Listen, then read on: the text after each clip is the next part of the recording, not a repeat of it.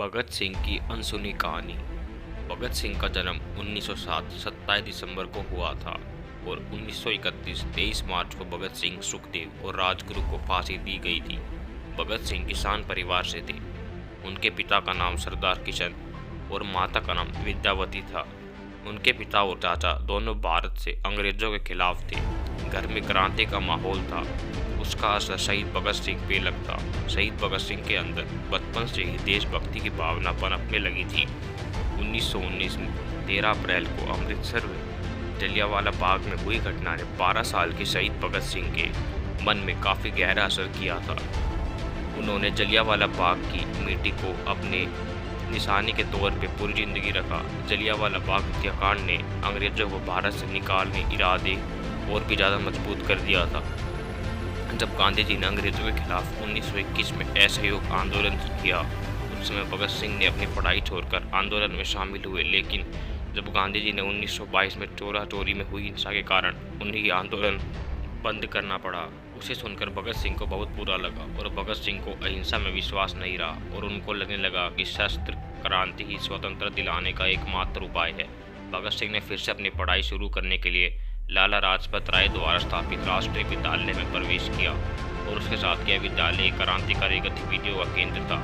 वहाँ भगत सिंह को सुखदेव और बाकी कई सारे क्रांतिकारी से मुलाकात हुई।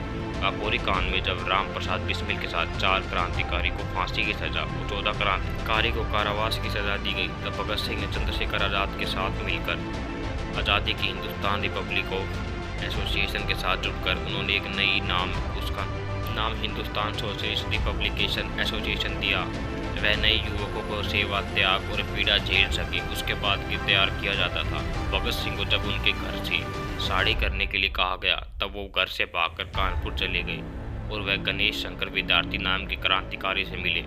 जब भगत सिंह को उनके दादी की बीमारी के बारे में पता चला, तब वे वापस घर चले गए, लेकिन उन्होंने वह सभी क्रांतिकारी गतिविधियों की ओर रखा। भगत सिंह ने दिल्ली में 1928 में क्रांतिकारी की बैठक में भाग लिया।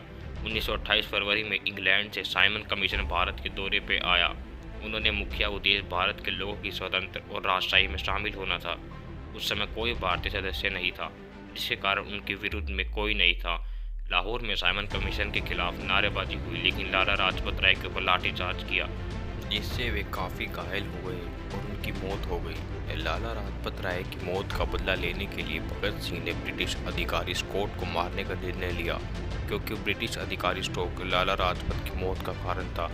भगत सिंह और उनके साथी ब्रिटिश अधिकारी स्कॉट को मारने के लिए, लेकिन उन्होंने ब्रिटिश अधिकारी स्कॉट के बदले सहायक अधिकारी सॉन्डर्स को मार दिया। उसके बाद भगत सिंह और उनके साथी बचने के लिए लाहौर को छोड़ना पड़ा।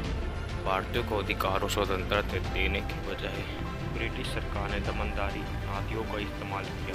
भगत सिंह को ये बात अच्छी नहीं लगी। सभी चाहते थे कि ब्रिटिश सरकार को पता चलना चाहिए कि अब हिंदुस्तानी जान चुके हैं और उन्हें दिल्ली में ऐसी कूटनीतियों प्रति आक्रोश है। उसे साबित करने के लिए उन्होंने दिल्ली की केंद्रीय विधानसभा में जहां बैठक होने वाली थी, वहां उन्होंने बम फोड़कर नेकी योजना बनाई। लेकिन उनका उद्देश्य किसी को मारना नहीं था, बल्कि उनको बताना था कि अब उनकी दमनकारी नीतियों को अब वो नहीं माना जाएगा। 4 अप्रैल 1929 को दिल्ली की केंद्रीय विधानसभा भगत सिंह और बुटेश्वर दत्त ने किसी को चोट न लगे बम को फोड़ा। सारी तरफ धुआं धुआं हुआ। वो चाहते थे वहाँ से भाग सकते, लेकिन उन्होंने वहाँ खड़े होकर इनकलाब जिंदाबाद, साइमन को बैक और समाजवाद मुर्दाबाद के नारे लगाए। उसके बाद पुलिस पहुंची और दोनों को गिरफ्तार करके ले गई। उनको पता था कि उन्हें फांसी की सजा होगी, फिर भी वो खड़े रहे। दोस्तों, कहानी अच्छी लगी हो तो लाइक और सब्सक्राइब जरूर करें और कमेंट में जय हिंद जरूर लिखें।